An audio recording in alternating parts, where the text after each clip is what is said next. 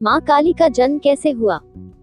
सभी देवी देवताओं के जन्म की कई कहानियां प्रचलित हैं और बिल्कुल इसी तरह माँ काली के जन्म से जुड़ी कई कथाएं सुनाई जाती हैं। उन सभी कथाओं में से एक कहानी है जो सबसे ज्यादा प्रचलित है। बात उन दिनों की है जब एक शक्तिशाली राक्षस दारुण का अत्याचार तीनों लोकों में बढ़ गया था। तीनों लोकों में सभी इससे बहुत परेशान थे। सारे देवता दारुण के हाथों मात खा चुके थे।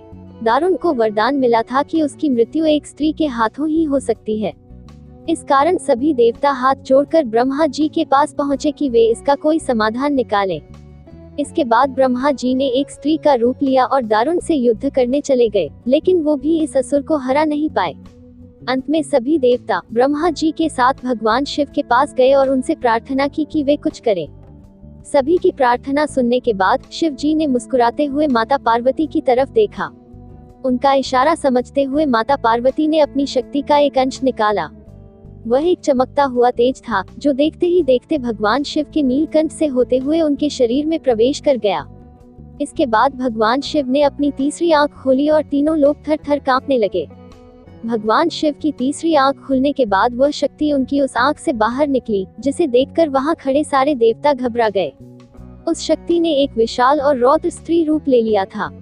उनका रंग रात सा काला गहरा और जुबान खून जैसी लाल थी।